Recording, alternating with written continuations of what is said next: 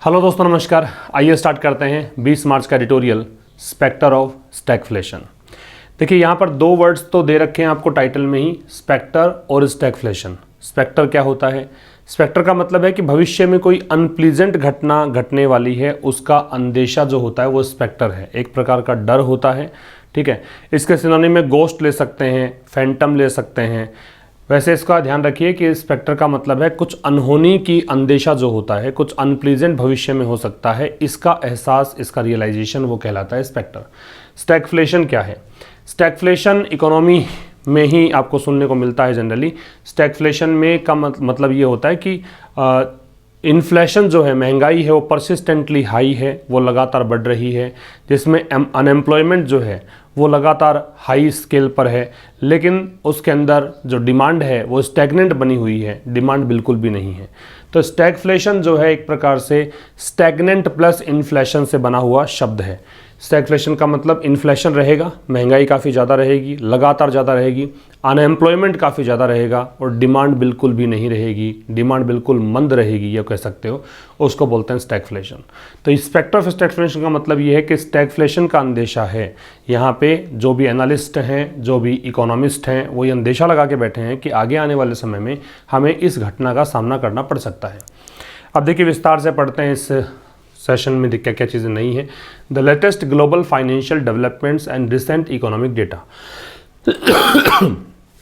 जो हाल ही में वैश्विक वित्तीय विकास है और हाल ही के जो आर्थिक आंकड़े हैं इन इंडिया, भारत में, इनकी वर्ब हो गई आर, ये टुगेदर, ये साथ साथ में अगर देखें तो रेजिंग फियर्स, वो डर बढ़ा रहे हैं। रेज का मतलब क्या है? बढ़ाना।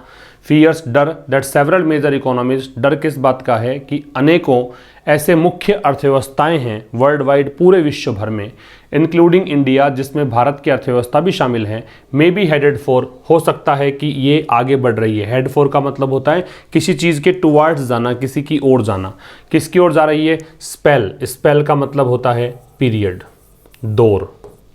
ऑफ डिबिलिटेटिंग, डिबिलिटेट का मतलब होता है वीकन, मतलब डिबिलिटेट एक वर्ड है, आईएनजी लगा रखा है इसमें, वीकन हो सकता है, इरोड हो सकता है, कमजोर करना। स्टैगफ्लेशन बताया ही मैंने आपको, रिपीट कर रहा हूँ। एक सब्जेक्ट आपका ये है, ये फाइनेंशियल डेवलपमेंट्स और डेटा, इनकी वर्ब है आर। तो भारत में जो हाल ही में वैश्विक वित्तीय विकास और हाल ही के जो आर्थिक आंकड़े हैं वो यहाँ साथ में रेज कर रहे हैं, बढ़ा रहे हैं डर, आशंका। दैट कंजंक्शन है कि अनेकों मुख्य अर्थव्यवस्थाएं जो है पूरे विश्व भर में, जिसमें कि भारत की अर्थव्यवस्था भी शामिल है, हो सकता है कि अर्थव्यवस्थाएं, अब इस इकोनॉमीज की वर्ब है वो मे बी हेडेड है, हो सकता है कि इस अर्थव्यवस्था किस ओर बढ़ रही है? ये बढ़ रही है एक ऐसे दौर की तरफ, ऐसे पीरियड की तरफ जो कि कैसा है? डिबिलिटेटिंग स्टैगफ्लेशन, मतलब कमज़ोर कर देने वाला स्टैगफ्लेशन की ओर बढ़ रही है। स्टैगफ्लेशन यहाँ पे नाउन होगा और ये जो डिबिलिटेटिंग है यहाँ पे काम करेगा एडजेक्टिव का और प्रेजेंट पार्टिसिपल का। ठीक है, स्पेल है वो नाउन है क्योंकि डिटर्मिनर दिया हुआ है, डिटर्मिनर के बाद में आने वाला शब्द नाउन होता है, तो ये नाउन हो गया।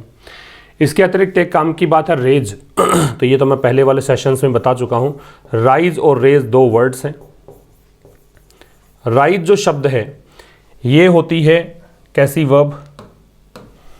ये है इनट्रांजिटिव वर्ब और रेज है वो है ट्रांजिटिव, मतलब इसके बाद में हम ऑब्जेक्ट लगाएंगे लेकिन इसके बाद में हम ऑब्जेक्ट नहीं लगाएंगे। रेज का बढ़ाना होता है, राइज का बढ़ना होता है अपने आप। राइज नाउन भी होता है। ठीक है, राइज की तीनों फॉर्म्स करते हो तो क्या बनती है?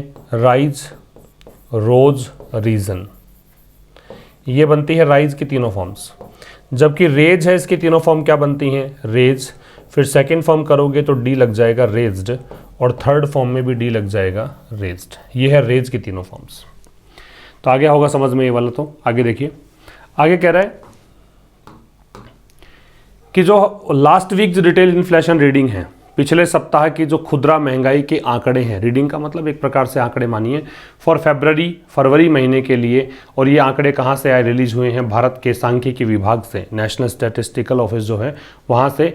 ये कितना रहा? ये 6.44% रही। तो क्लियर रूप से ये बिलाई करता है। बिलाई का मतलब है कॉन्ट्राडिक्ट करना, खंडन करना, जुठलाना कह सकते हो। ठीक है, डिस्प्रूव करना कह सकते हो। तो ये स्पष्ट रूप से खंडन करता है किस बात का? आरबीआई के जो मोस्ट रिसेंट फोरकास्ट है, जो सबसे नवीनतम, सबसे नया, सबसे हाल ही में जो एक पूर्वानुमान लगाया था Q4 के लिए, Q4 के लिए। Q4 कौन सा होता है किसी वित्त वर्ष का? जनवरी, फरवरी, मार्च वाला जो क्वार्टर है उसकी बात कर रहा है। Inflation of 5.7%। आरबीआई ने अभी हाल ही में एक पूर्वानुमान लगाया था। फोरकास्ट का मतलब पूर्वानुमान है कि इन्फ्लेशन रहेगा 5.7%, लेकिन अभी जो आंकड़े आए हैं उसमें दिखा 6.44%। तो इसने स्पष्ट रूप से इस बात को सिरे से खारिज कर दिया कि 5.7% तो नहीं रहेगा। अब एक बार समझ लीजिए फिर से, लास्ट वीक जो रिटेल इन्फ्लेशन रीडिंग ये सब्जेक्ट है, इसकी वर्ब है वो बिलाइज है। तो पिछले सप्ताह के जो खुदरा महंगाई के आंकड़े हैं वो कितने रहे? 6.44%। आंकड़े दिए किसने? एनएसओ ने दिए। ये क्लियरली बिलाई करता है किस चीज़ को? आरबीआई के हाल ही के रिसेंट फोरकास्ट को। किसके लिए? Q4 के लिए, Q4 इन्फ्लेशन के लिए। और कितना कहा था आरबीआई ने? आरबीआई ने कहा था कि 5.7% इन्फ्लेशन रहेगी, जबकि रही कितनी? 6.44%। इसका स्क्रीनशॉट आप ले सकते हैं। इसके बाद देखिए, फिर कह रहा है कि with January having logged, log का मतलब रजिस्टर करना है, दर्ज करना है। नोट करते चलिएगा वो कैब। लॉग का मतलब है रजिस्टर करना है, दर्ज करना। अब जनवरी जो है, हैविंग लॉग्ड, हैविंग के साथ थर्ड फॉर्म लगाते हो तो उसको ग्रामर की भाषा में कहा जाता है परफेक्ट पार्टिसिपल, और इसका मतलब होता है ऐसा करने के बाद। ठीक है, जैसे having taken dinner he went to the office, तो डिनर करने के बाद वो ऑफिस गया। Having taken rest he started working again, तो रेस्ट लेने के बाद उसने फिर से काम करना शुरू कर दिया। तो ऐसा ही यहाँ पे है कि with January having logged CPI based price gains. CPI हो गया कंज्यूमर प्राइस इंडेक्स। तो कह रहा है कि जनवरी जो है उसने रजिस्टर किया क्या?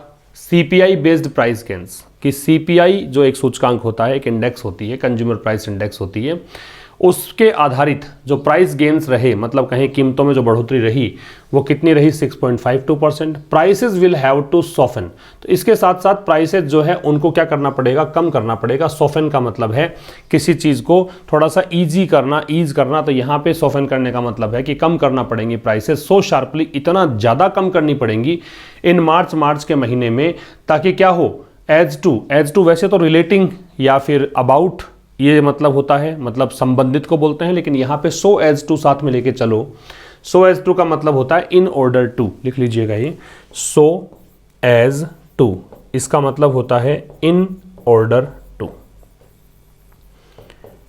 तो इतना शार्पली यहाँ पे सॉफन करनी पड़ेगी। टू ड्रैग का मतलब घसीटना, घसीट कर नीचे लाना, ताकि हेडलाइन नंबर जो है, हेडलाइन नंबर क्या होता है? देखिए, दो प्रकार की इन्फ्लेशन देखने को मिलती है, एक हेडलाइन इन्फ्लेशन, एक कोर इन्फ्लेशन। हेडलाइन इन्फ्लेशन में पूरी अर्थव्यवस्था को शामिल करते हैं, और जो कोर इन्फ्लेशन है उसमें फूड और एनर्जी वाले आइटम्स हैं उसको निकाल कर बाकी बचा है उसको हम इंक्लूड करते हैं। तो यहाँ पे हेडलाइन नंबर है, इसका मतलब है पूरी अर्थव्यवस्था के आंकड़ों की बात है। तो कह रहा है कि पूरे अर्थव्यवस्था के जो यहाँ महंगाई है उसको कम करना पड़ेगा। कितना? मोर देन 230 बेसिस पॉइंट्स, 2.30% मान लीजिए इतना। और कहाँ लेके आना पड़ेगा? 4.1% पे। किसके लिए? आरबीआई के प्रोजेक्शन को ट्रू करने के लिए। आरबीआई ने जो अनुमान लगाया था, अगर वहीं तक लेके आना चाहते हो तो 2.30 बेसिस पॉइंट्स तक कम करके 4.1% तक ले जाना पड़ेगा। प्रोजेक्शन का मतलब क्या है? प्रोजेक्शन का मतलब है अनुमान। प्रोजेक्शन से मतलब होता है कंजक्चर कह सकते हो या फिर गैस कह सकते हो। अनुमान को बोलते हैं, ठीक है, स्पेक्यूलेशन को बोलते हैं, स्पेक्यूलेशन। ये होता है प्रोजेक्शन का मतलब। एक बार फिर समझिए। अब आरबीआई के अंदर क्या दर्ज किया गया है, रजिस्टर किया गया कि सीपीआई बेस्ड प्राइस गेन्स इतना रहा, ठीक है।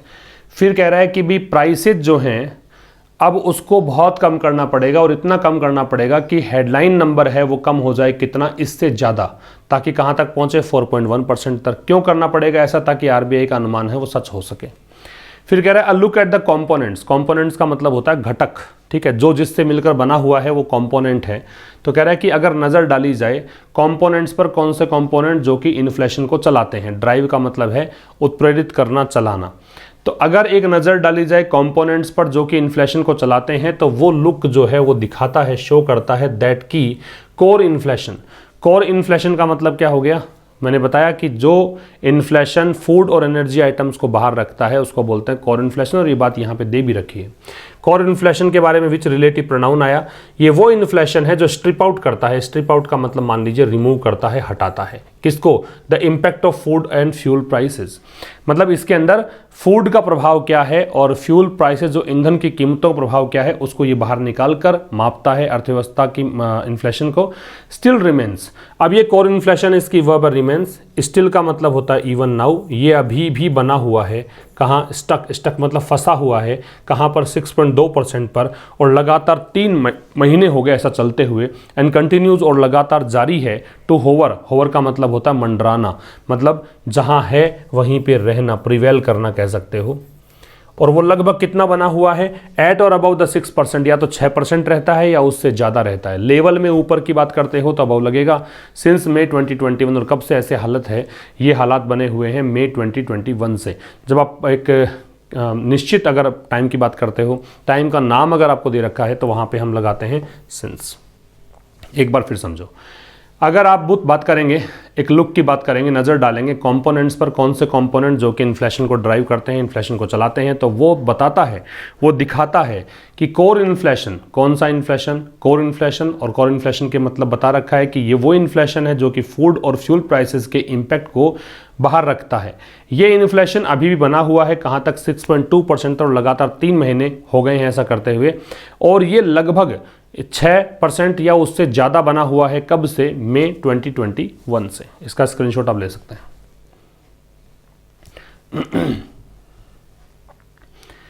इसके आगे कह रहा है कि दैट कोर इन्फ्लेशन रिमेन्स। अब कोर इन्फ्लेशन का बताइए आपको, फूड एनर्जी इसमें शामिल नहीं करते हैं। ये बना हुआ है परसिस्टेंटली, मतलब लगातार, इसका मतलब है कंटिन्यूअसली। एलिवेटेड का मतलब होता है रेज्ड, बढ़ा हुआ है। डेस्पाइट का मतलब होता है इन स्पाइट ऑफ, ये प्रेपोजिशन होता है वैसे, इसका इसके अंदर ऑफ नहीं लगता है, इसका मतलब के बावजूद होता है। डेस्पाइट एक प्रेपोजिशन है, डेस्पाइट में ऑफ नहीं लगेगा, डेस्पाइट के स्थान पर इन स्पाइट ऑफ लिखा जा सकता है। हिंदी में इसका मतलब होता है के बावजूद। तो किसके बावजूद? आरबीआई हैविंग रेज्ड, फिर से हैविंग के साथ थर्ड फॉर्म परफेक्ट पार्टिसिपल है कि आरबीआई बढ़ा चुका है it's benchmark interest rate. Benchmark standard को बोलते हैं, जो एक मूल इंटरेस्ट रेट है जिसकी वजह से बाकी सारी इंटरेस्ट रेट्स वगैरह या दरें प्रभावित होती हैं, उसको बोलते हैं बेंचमार्क इंटरेस्ट रेट। तो ये बढ़ा चुका है अपनी इंटरेस्ट रेट को, कहाँ तक? 250 बेसिस पॉइंट्स, मतलब 2.5% तक। कब से? सिंस लास्ट में, पिछले मई के महीने से। ये दिखाता है, रिवील का मतलब क्या होता है? शो करना, डिस्प्ले करना। ये दिखाता है, ये एग्जिबिट करता है। डिस्प्ले कर सकते हो, शो कर सकते हो, एग्जिबिट कर सकते हो। क्या दिखाता है? डिफिकल्टी को। कौन सी डिफिकल्टी? जो मॉनेटरी अथॉरिटीज को आ रही है, जो मौद्रिक अधिकारियों को आ रही है, फेस कर रहे हैं इन टैंपिंग डाउन। टैंप डाउन का मतलब होता है रिड्यूस करना, कम करना। तो जो मौद्रिक अधिकारी लोग हैं वो फेस कर रहे हैं इन डिफिकल्टी का, किस में? प्राइस गेन्स को कम करने में, मतलब कीमतें जो बढ़ रही है उसको कम करने में। और कैसे कम करने की कोशिश कर रहे हैं? बाय इंक्रीजिंग क्रेडिट कॉस्ट, मतलब क्रेडिट कॉस्ट को इंक्रीज करके। क्रेडिट कॉस्ट का मतलब उधार देने की जो दर है, जो लोन देने की दर है, ब्याज दर है, उसको बढ़ा करके। सो एज टू, ताकि। सो एज टू का मतलब होता है इन ऑर्डर टू, बताया था। डैम्पेन का मतलब है कम करना, मतलब एक प्रकार से वैसे तो डैम्पेन का हतोत्साहित करना होता है, किस चीज़ की इंटेंसिटी को कम करना होता है, डिस्करेज करना होता है। डिमांड मतलब मांग, तो मांग को डैम्पेन करने के लिए, ताकि मांग को डैम्पेन किया जा सके। फिर समझिए, अब द कोर इन्फ्लेशन है उसकी वर्ब तो रिमेन्स है। दैट है, ये पूरे क्लोज के लिए आ रहा है, यहाँ से स्टार्ट हो रहा है। जो कोर इन्फ्लेशन बनी हुई है परसिस्टेंटली एलिवेटेड, एलिवेटेड यहाँ पे एडजेक्टिव है, परसिस्टेंटली यहाँ पे एडवर्ब है, रिमेन्स यहाँ पे वर्ब है। डेस्पाइट प्रीपोजिशन हुआ, किसके बावजूद कि आरबीआई ने अपनी बेंचमार्क इंटरेस्ट रेट को बढ़ा दिया था 2.5% तक। बेसिस पॉइंट्स का मतलब 100 बेसिस पॉइंट्स का मतलब 1% है। कब से? पिछले मई से। तो ये पूरी कहानी है कोर से लेकर और मई तक की। इस पूरे के लिए दे रखा है दैट, इसकी वर्ब रिवील्स। तो ये पूरी चीज़ दिखाती है उस डिफ़िकल्टी को जो मॉनेटरी अथॉरिटीज़ को आ रही है सामने, किस चीज़ में? कीमतों को कम करने में, और कैसे इसको बढ़ा करके, ताकि क्या हो? डिमांड को डैम्पेन किया जा सके, ताकि डिमांड को कम किया जा सके। इसका स्क्रीनशॉट आप ले सकते हैं। डैम्पेन का डिस्करेज लिख सकते हैं वैसे आप, इंटेंसिटी कम करना होता है। टू रिड्यूस स्ट्रेंथ और इंटेंसिटी, स्ट्रेंथ और इंटेंसिटी, ये इसका मतलब होता है। आगे देखिए, फिर कह रहे governor Shaktikanta Das and the RBI 2 other members. तो गवर्नर शक्तिकांता दास और आरबीआई के जो 2 अन्य सदस्य हैं on the monetary policy committee, और सदस्य कहाँ के हैं, मॉनेटरी पॉलिसी कमेटी के। काम की बात है कि ऑन आ रहा है। याद रखिएगा टेम्परेरी मेंबरशिप जो होती है, जो अस्थायी सदस्यता होती है, उसके लिए प्रेपोजिशन ऑन लगता है, और अगर परमानेंट मेंबरशिप है, स्थायी सदस्यता है, तो उसके लिए हम लगाते हैं इन। अगर अस्थायी सदस्यता है तो लगेगा ऑन, और स्थायी सदस्यता है तो उसके लिए लगेगा इन। ये कमिटी जब भी वर्ड यूज किया जाए तो इसका मतलब मान के चलो कि अस्थायी सदस्यता है, कमिटी एक विशेष प्रयोजन के लिए गठित होती है, फिर काम पूरा होने के बाद भंग हो जाती है, इसलिए इसको अस्थायी मानते हुए इससे पहले ऑन लगाते हैं।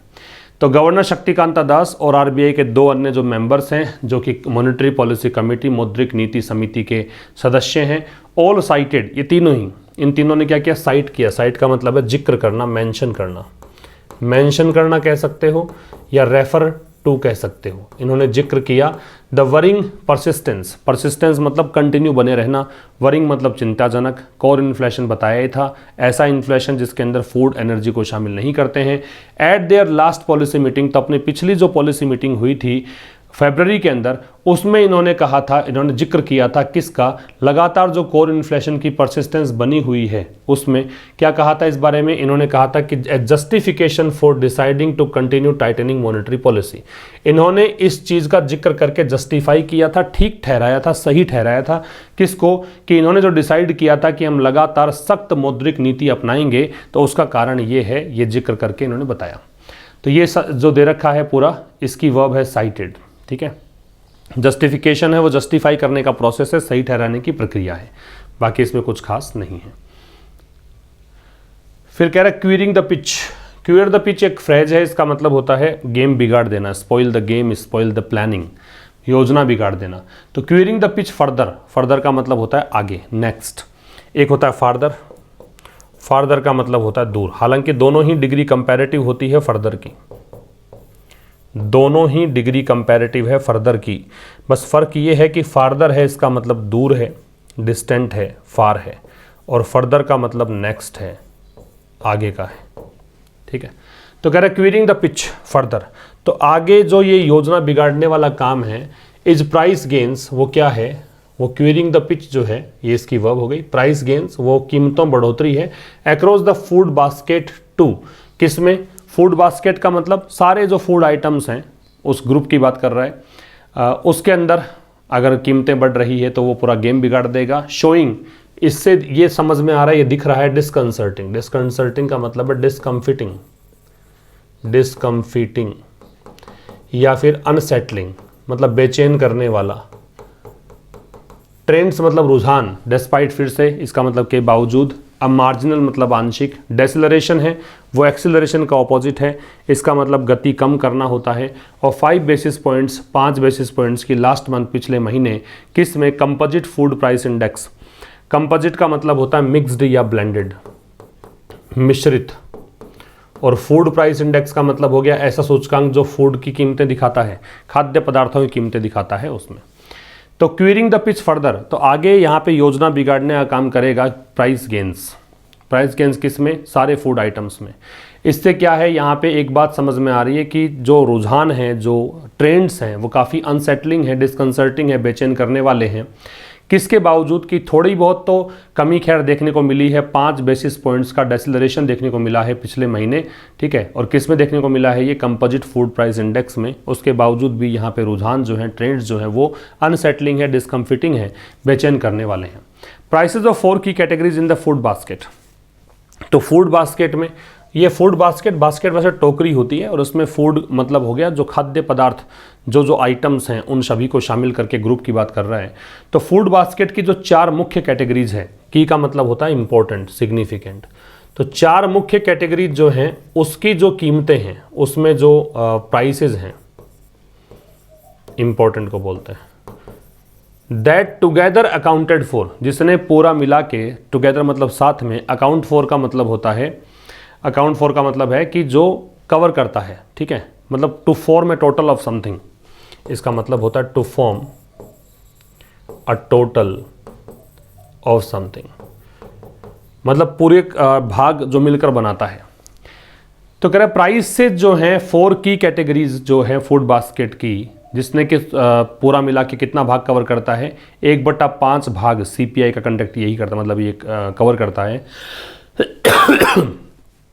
ये कंटिन्यू रहा तो register significantly high year on year inflation, लगातार बहुत बड़े स्तर पे साल दर साल इन्फ्लेशन इसने दर्शाई है, बहुत बड़ी महंगाई दर्शाई है, as well as sequential hardening, और साथ साथ में इसने सिक्वेंशियल मतलब क्रमशः, कंजकेटिव लगातार, हार्डनिंग मतलब उसमें और सख्ती होती गई है और जो नरम नहीं पड़ी है चीज़ें, सॉफ्टन नहीं हुई है, ये बता रहे हैं। प्राइसेज की वर्ब है अकाउंटेड, मतलब प्राइसेज की वर्ब जो है वो हो जाएगी देखो कंटिन्यूड। तो कीमतें फूड कैटेगरीज जो हैं, फूड बास्केट है उसमें 4 मुख्य जो कैटेगरीज हैं उनकी कीमतें जो कि बनाती हैं, ये 4 मुख्य कैटेगरीज मिलकर CPI का 1/5 भाग कवर करती है। ये जारी रही, ये प्राइसेस लगातार बढ़ती गई है ना, साल दर साल इन्फ्लेशन बहुत ज़्यादा इसमें रहा, और साथ साथ में सिक्वेंशियल हार्डनिंग भी इसमें देखने को मिली, लगातार इसमें सख्ती रही, लगातार ये सॉफ्टन नहीं हुआ। मतलब एक ये काम की बात है ईयर ऑन ईयर, जब 2 एक जैसी नाउन आपको दे रखी हैं, N1 और N2 दोनों बराबर हैं, दोनों नाउन्स, और बीच में अगर प्रेपोजिशन दे रखा हो तो दोनों ही नाउन्स हैं वो सिंगुलर आती हैं।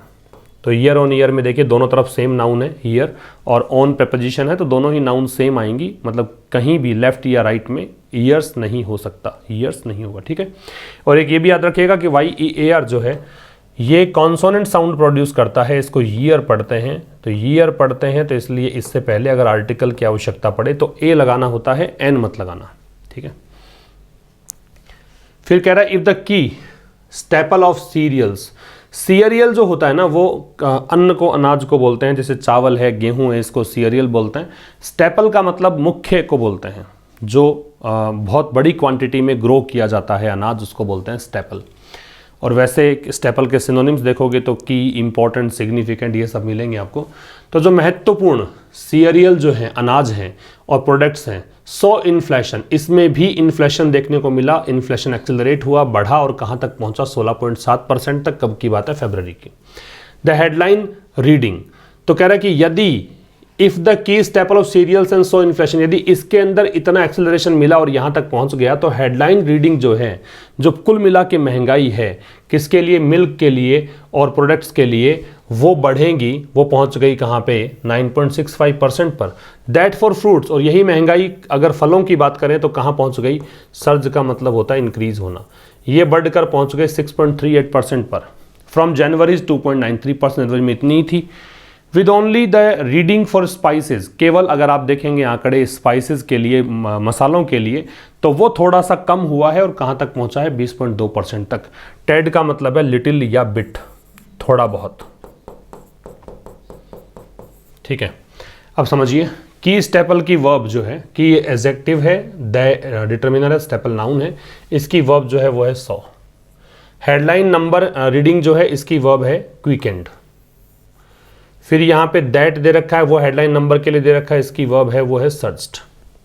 तो कह रहा है कि किस स्टेपल जो है सीरियल और प्रोडक्ट्स की, उसमें महंगाई देखी गई और महंगाई बढ़कर कहाँ पहुँच गई, फरवरी 16.7% फरवरी में।